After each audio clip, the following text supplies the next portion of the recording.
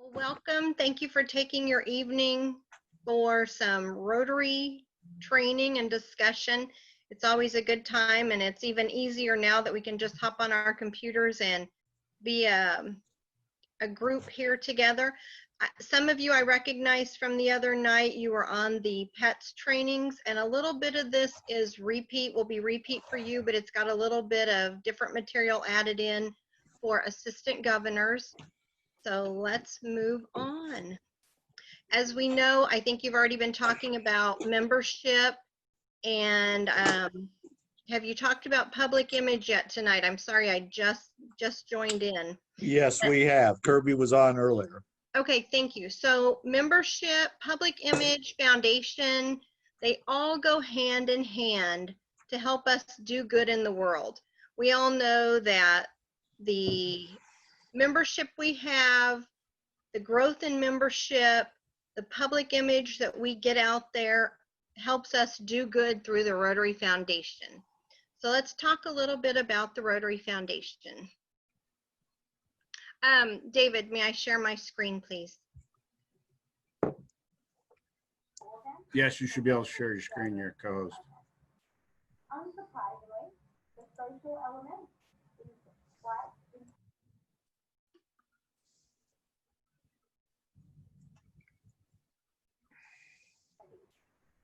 the interesting part about this Okay. is that The objectives this evening, we're just going to take a few minutes because I know everybody has a lot going on in their lives. We're going to have a brief refresher of the Rotary Foundation. It's old hat for many of you. We are going to talk about where District 6040 stands in our giving in the 2019-20 Rotary year. It has been a very challenging year. Rotarians continue to do so much good in the world, though, and what you should be doing in your role as an assistant governor, and then also resources that are available for you to help you do the best job you can do this year and to help you enjoy your job as an assistant governor. The history of the Rotary Foundation. In 1917, Rotary President Arch Klump proposed an endowment for doing good in the world. It was not immediately accepted, but later on, Klump's shared idea at the Rotary Convention in Atlanta, Georgia, planted the seed for today's Rotary Foundation, and later on it was accepted. And the Rotary Club of Kansas City, Missouri made the first donation of $26.50. Over the past 100 years, the Rotary Foundation has given over $4 billion on life-changing, sustainable projects. How does the Rotary Foundation funding work? Most of you probably already know this. The figure I chose is rather low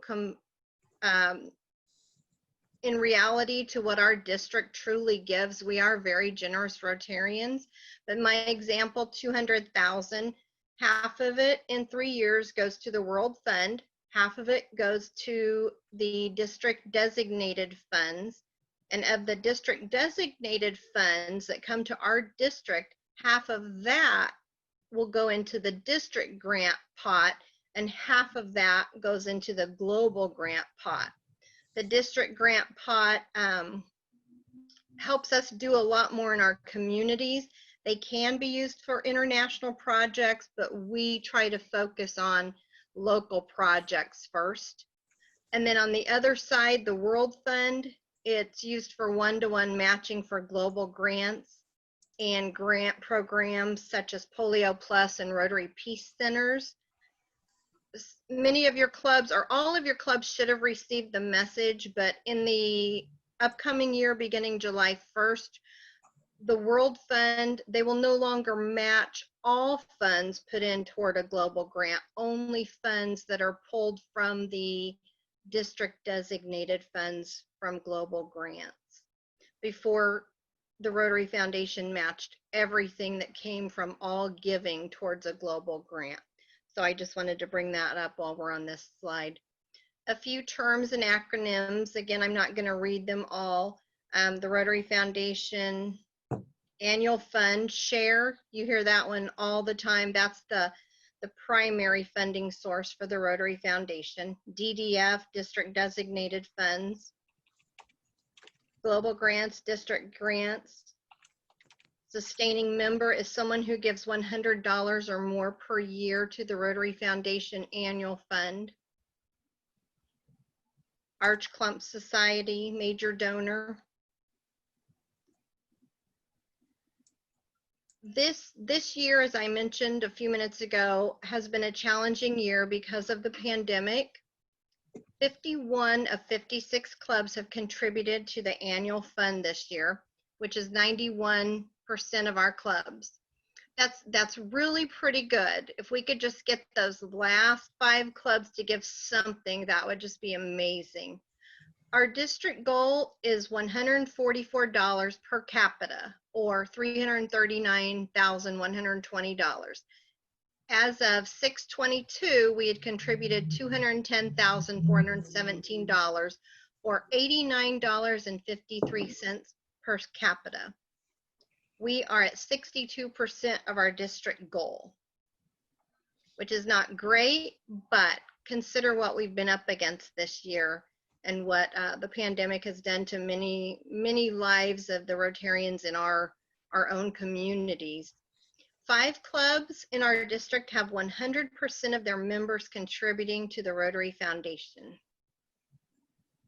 33% of our district Rotarians contributed to the Rotary Foundation in 2019-20.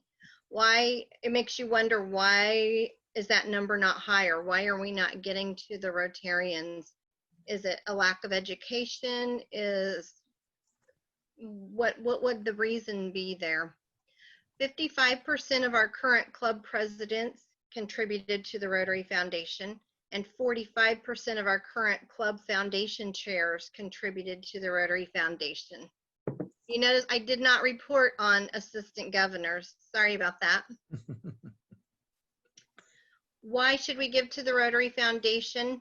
There are many, many reasons, but one of the reasons you hear quite frequently is the Rotary Foundation has a 4-star rating in Charity Navigator. They received 100% rating out of accountability and financial and transparency.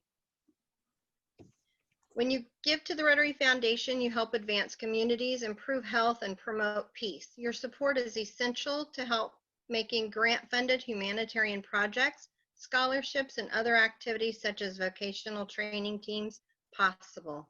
And also, we've used our district designated funds for the group study exchange, which we are creating major grant partnerships through these group study exchanges that we've been doing. In addition to creating relationships and helping forge partnerships, we're doing amazing things with grants by going to these countries and seeing what they need and vice versa.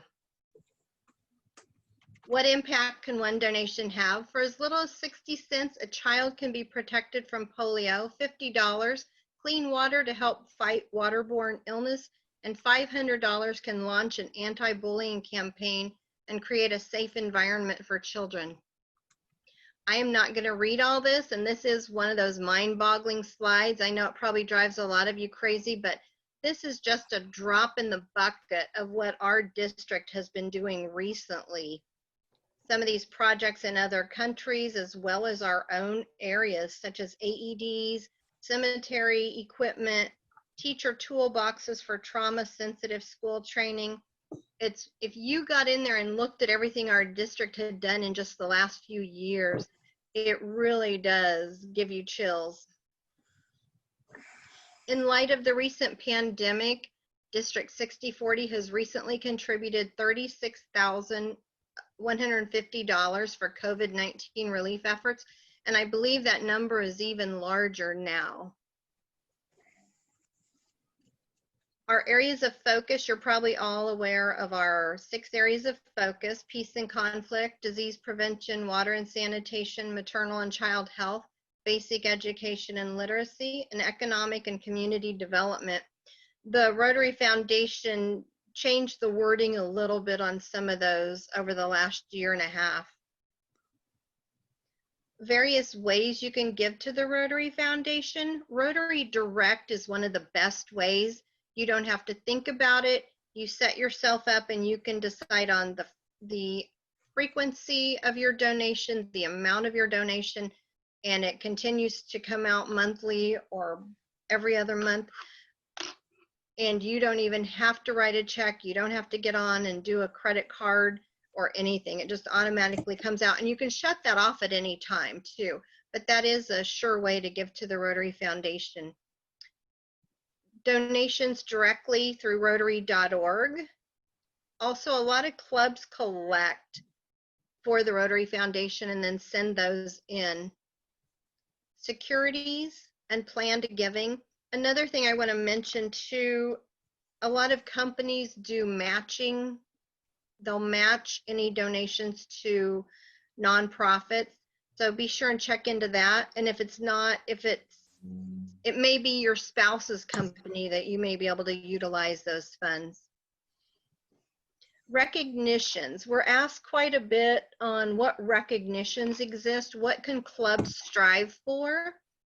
Let's touch on these for just a minute. Every Rotarian every year is $100 per capita annual fund giving from every dues paying member contributing at least $25. And that's a Rotary Foundation award. That's the one you hear quite frequently. Our district has in fact set our own goal at $144 per capita. And that is the Star Club Award, and it is a district award. And clubs can achieve both of those. If you achieve the 144, you've absolutely achieved the every Rotarian every year, as long as every dues paying member has contributed $25. That's where a few clubs got snagged up a little bit last year. Polio Plus, the top 3 clubs in highest per capita giving to a polio eradication are recognized by the Rotary Foundation. And these awards, you get some nice banners that you can display at your club meetings when we get back to actually meeting. Polio Plus clubs, level 1 would be the $1,500 Polio Plus giving per club. Level 2 is $50 per capita, and level 3 is $100 per capita. And those are district awards, and you do receive a polio drop that signifies your giving for the year. 100% Foundation Giving Club, $100 per capita with every dues paying member. Oh, I think, yes, with every dues, excuse me. With every dues paying member contributing at least $25. And these contributions can be for the annual fund, Polio Plus, global grants, or endowment fund. When you go in to contribute, you can see different grants that you can select a grant if you so choose to give to one of those. And this is a Rotary Foundation award. And then 100% Paul Harris Club. Every member in your club is a Paul Harris Fellow. This is a one-time award, and it is a Rotary Foundation award. So if you gain new members and then they later become Paul Harris Fellow, you do not get recognized again. It's a one-time award. So what is your role as an assistant governor in regard to the Rotary Foundation and working with clubs, visiting clubs, speaking with the club presidents and club foundation chairs? First, you could encourage clubs to become grant qualified so they may apply for grants. The deadline was June 15th.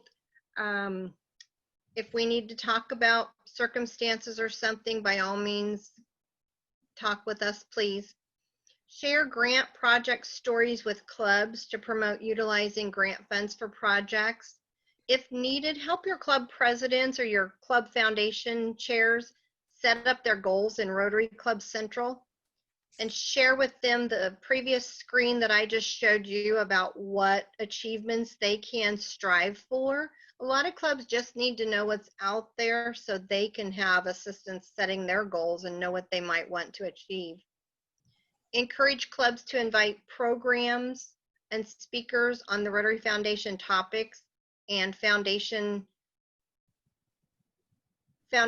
educational programs. So you may want to do a mix of some educational programs, but also some of those warm and fuzzy stories. And we have some great stories throughout our district. So make sure and utilize our resources. Have a discussion with the club presidents to make sure they have a good fit as their foundation chair. You saw the number of current club foundation chairs who are giving to the Rotary Foundation. It's not a very high number. So how can those foundation chairs be asking their club members to give to the foundation if they're not even contributing anything? And share the progress and reports with clubs regarding their foundation giving. If you need any help or need any information on foundation giving, to talk to your clubs before you visit them, or if you're having an online meeting or a phone call, let me know and I'd be glad to help you. All of that's at our fingertips. Here are some deadlines for this upcoming Rotary year. We've already passed the June 15th, but I did want to point that out. And again, if we need to have a discussion, we would be happy to do so. July 15th, coming up very quickly, district grant applications are due. And then August 21st, 22nd, district conference. Final reports for current district grants. The final reports are due September 30th. That was delayed this year only because of the pandemic. In the future, it will be May 15th, as you can see further down on the screen. And then some other deadlines here to watch. Okay, here are some resources for the Rotary Foundation. First of all, I would be happy to help you with anything you need or answer any questions. If I don't know the answer, I will do whatever it takes to get an answer for you. Your own district governor, Don Gladhart, and Rotary.org. The Learning Center has amazing things right there for us to go in and learn about different topics. I went in and did some of those, and it's really, really eye-opening. Some of it's repeat, refresher, but a lot of good information. Also, rely on district resources. We have a global grant chair. We have a district grant chair, scholarship chair, Paul Harris Society chair. We have an amazing wealth of experience and knowledge within our district. And Rotary Support Center at Rotary.org is our support email there. Also, when you log into Rotary.org, you'll see the bottom two. They are reference guides and a fact card, and they're very good information. That would be good, something good that you can share with your club members, with the club members, the club presidents, and the club foundation chairs. Are there any questions? Multiple questions, actually, Kim. Hi. Hi. It's Randy, in case you didn't recognize the voice. I didn't, but thank you. First isn't a question, it's kind of an observation. I just cycled off of our club's board again this month. That was our last board meeting. But in terms of who the foundation chair for our club is, over the years, I've noticed that we've had committee chairs, not just foundation chairs, but since we're talking about foundation right now, we have chairs that really have no clear understanding of what their role as chair actually is. And it seems to be more acute at the foundation chair position. I know, and I won't name names or anything, but I know the individual in our club that's currently serving as our chair, he asked his predecessor, okay, what do I do? And the predecessor said, oh, you really don't have to do anything. So, you know, you start building in institutional lethargy by simply not having an understanding of what it is. So a very simple punch list provided to not only your foundation chair, but all of the club chairs would be beneficial, I believe.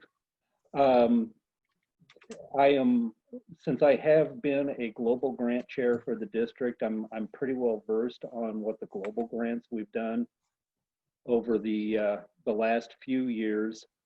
But and I know what district grant projects my own club has done. But whenever it comes to district grants that other clubs have done, unless we've been asked to partner on them. I really have no idea what has been done. Is there an archive either at the district level or at the at RI level of the projects that we've done over, say, the last 3 or 4 Rotary years? There's a report on Rotary.org. I'm not positive who all has access to that. I know the district governor does, the global grant chair does, I do. We could put together some type of spreadsheet to share that information. Some of that slide that I sped by, that had numerous of the global grant projects listed there on what we'd helped with, such as latrines at a school, and I can't remember the country, I apologize. I believe fire trucks, quite a few different projects, but I think that would be a good thing to share, either on our district website or at district conference. Well, in particular, some of these clubs who may be a little behind the curve on engaging on things like that, if you give them a taste of what some other clubs in our district are doing, you know, hey, this one, you know, did a literacy program in their community, or they helped rebuild a food pantry for a local shelter or something like that, it can trigger or provide some seeds of ideas for some club members as to what kind of projects they could do in their own community. A lot of these too, Randy, also came out, and I apologize, I can't remember when I sent it out. It was on an annual report that went out to all Rotarians in our district. It may have been about a month ago, 5 weeks, maybe more like 2 months ago. The annual report came out, and it spelled out how many funds were in our district designated fund pot in 2018-19, how much we spent, what projects were done by each club. It even spelled out each club's projects, and then also the global grant projects that were done and contributed to. So that went out, like I say, probably about 6 weeks ago, maybe. It's called an annual report, and we do it every year. We're to do that every year, reporting to our district Rotarians on the Rotary Foundation and the district designated funds. Sorry, I'm just now reading my emails from 7 weeks ago. So I wasn't calling you out, Randy. That's okay. That's okay. I don't mind. I was not calling you out. We were slow getting it out this year. It's not usually going to be that much later after the end of the year, but because of some things in there that had changed and a couple little fires we had to put out, it was delayed this year. And then just final question.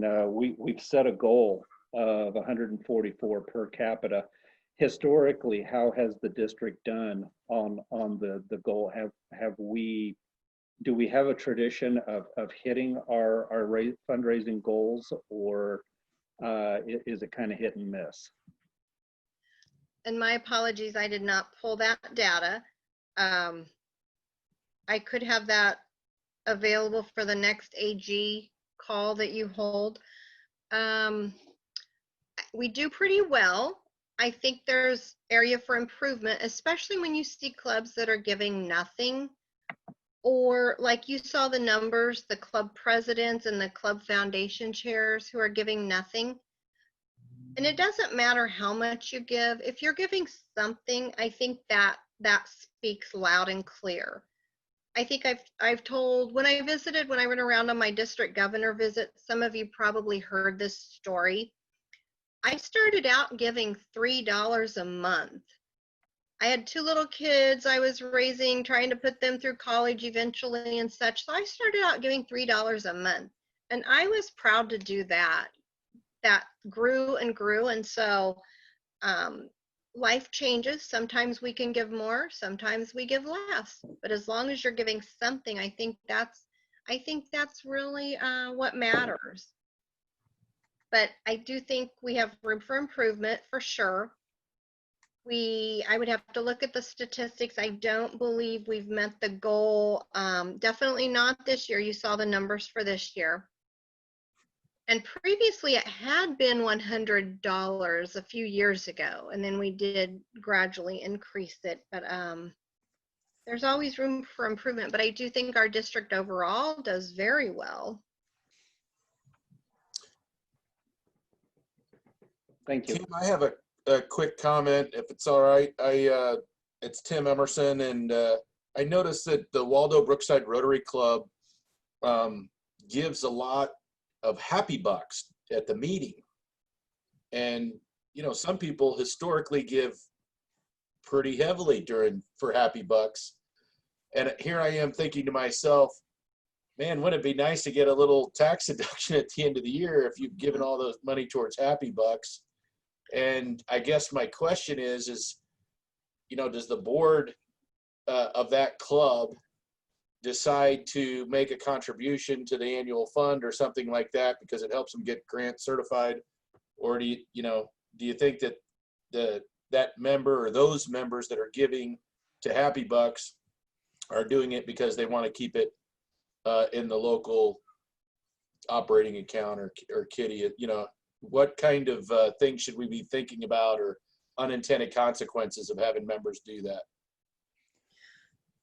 I know some clubs do the Happy Bucks, but I know some clubs bill members and it goes into the Rotary Foundation under each individual's account. I guess a club could collect Happy Bucks and then at the end of the year divide it amongst all club members and give each member that much credit in the Rotary Foundation.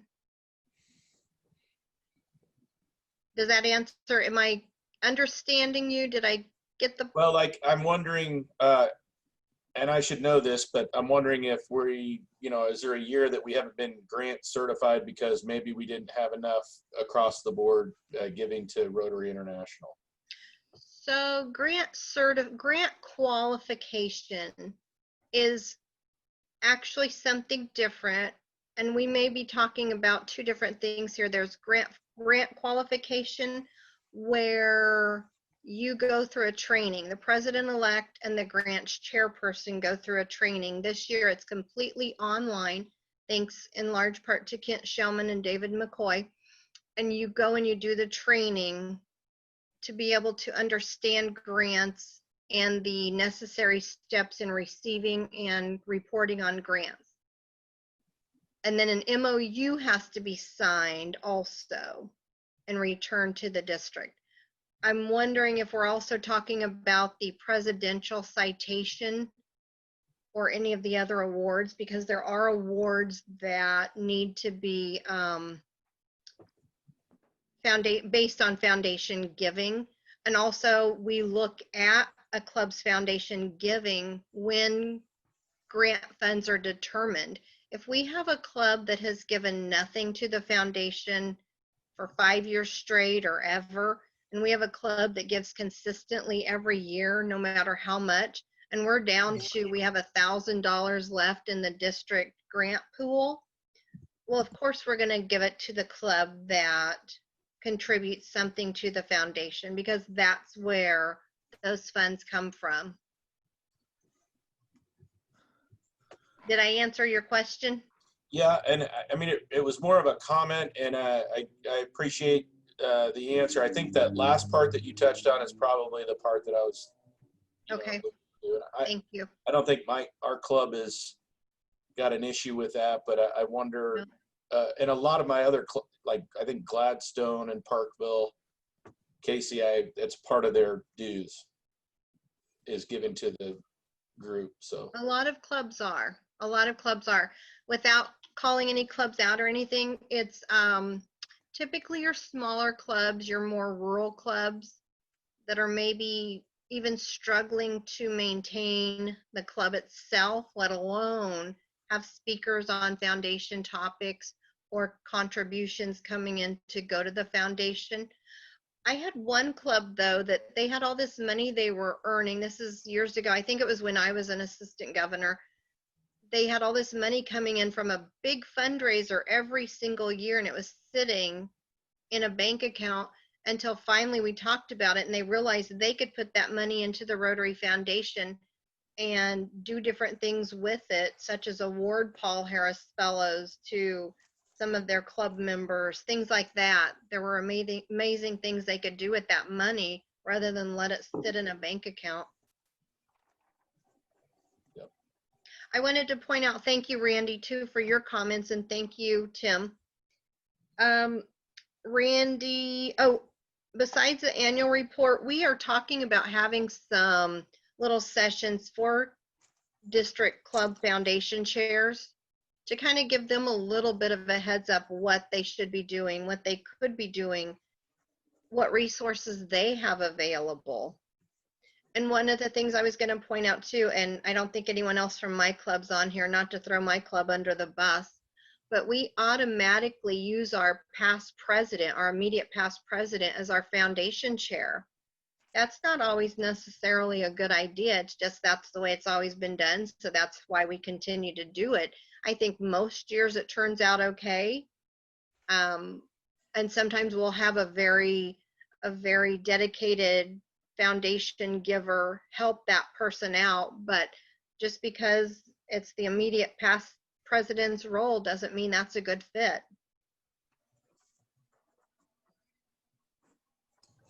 Any other questions? Kim, this is Frank.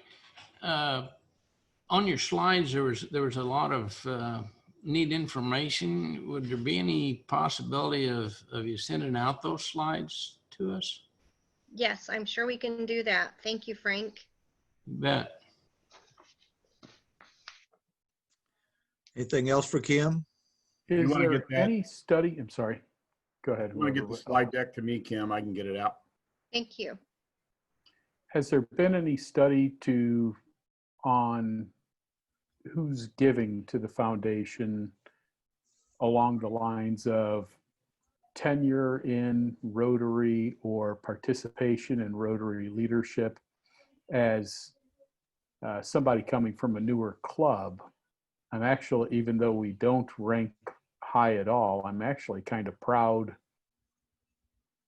that, of course, past presidents are going to get into foundation giving. We've got people giving who haven't necessarily been involved in Rotary very long.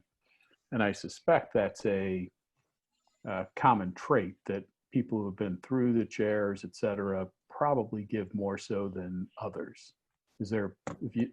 Are there people looking at that kind of data?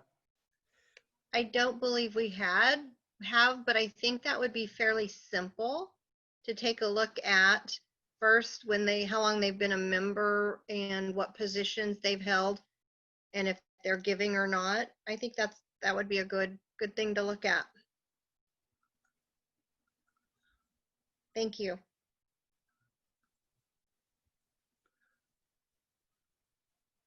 Anything else for Kim? Kim, before I forget, let me ask that question, and it ties into some of these other ones. Was that 35% of our members? 33 or 35? You're testing my memory today. It's been a long week. 33% of our district Rotarians contributed this last year. That's not a cumulative percentage or anything. That's just the last year as of June 22nd. And I sent out a reminder to clubs to make sure if they still have, if they're wanting to put some money in the foundation, or if individuals are wanting to contribute, they needed to do so immediately through either credit card or wire to get it in on this Rotary year. Right. Okay, so, this is going to test my math skills, but that means 67% of our membership does not give. The theme of our year, as you all know, is Rotary opens opportunities. I can't think of a bigger opportunity than that. as Kim said, you can, and I think this is the way to approach people, get them to give just a small amount. Yeah, $20 a month, $25 a month. I mean, whatever. You can do it through Rotary Direct. You can put it right on your credit card. I think that's, sometimes we get involved in these bigger plans that are important. They're obviously important because the bottom line is we need more dollars, and bigger givers help get to bigger dollars faster. But I've always been in my sales career, I've always been kind of a volume guy versus a single big home run hitter. So I like to think, if I'd like to see 10 more people out there giving $100 or 144. And by the way, Kim mentioned that's our goal. A simpler way to look at that one is that's $12 a month. And I believe that's the way I would sell that. You can't go to Starbucks 4 times and still not spend more than $12. So that's about one a week. Well, you like those fancy drinks.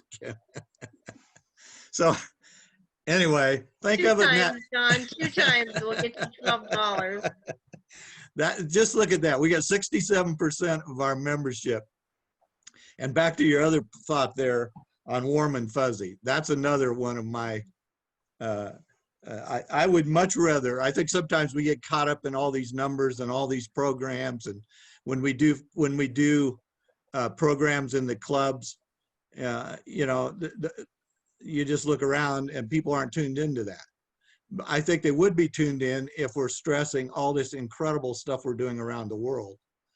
And one of the things that we hope to do this year, I've talked to Kim and Karen Epler, who, by the way, is a world-class global fund chair. I mean, she is really putting tremendous effort into this, and we have some great things going on globally. But one of the things we hope to see, I know some of your clubs have seen this, where we're able to hook up now with people in Panama, for instance. That's a plan that we're working on right now. And I've seen them twice on Zooms at club meetings. I mean, it's just incredible. And I think that can pull at some. When your V-neck looks more like a U-neck, that's when you know. Whoa. All right. Well, anyway, that's what I see as an opportunity for us. And that's one of the good things among all the negatives that this COVID has brought on us, the fact that we're all now using Zoom and we can literally connect the world. The Zone has been doing these Zooms with past RI presidents and other leaders literally from around the world now every week. And it's just fascinating to see that. So I think we can take advantage of that. Another thing I hope we can do that I've talked to Karen and Kim about is to come up with a project where we can have clubs contributing less money, because the global grants are more expensive than the district ones most of our clubs do. But I think if we can do some sharing on that, we can do better. So we're working on that angle too. But I would just say to you, keep that in mind. 67% of our people aren't doing anything. 55. Hey, Don, I think Eric has a question. Yes, sir. I just throw out there, I think that as a club foundation chair and as an AG, we can help make it easy. Perhaps one way to look at it is like the Larry Lunsford approach to Shoes for Orphan Souls, where the answer to everybody's question about giving to the foundation is always yes, obviously within reason, but making it easy. When we tell certain of our members to go to Rotary Direct, it's pretty easy for them, but for others that are 70 years old, it may not be. And so if the foundation chair finds ways to make it fun and easy for everybody to contribute, whether it's $5 or $10,000 a year. I think that that's a role that they should be willing to take on, and we can support them in, whether it is keeping it in front of them at club meetings, the presentations. I'll brag on our foundation chair at St. Joe East this year.